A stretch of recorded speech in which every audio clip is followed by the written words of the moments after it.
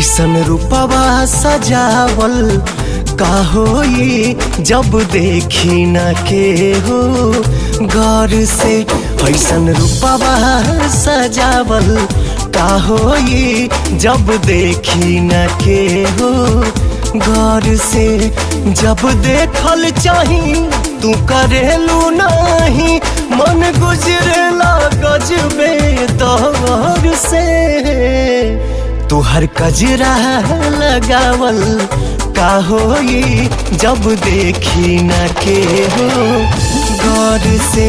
ऐसन रूपवा सजावल का होई जब देखी न के हो गौर से।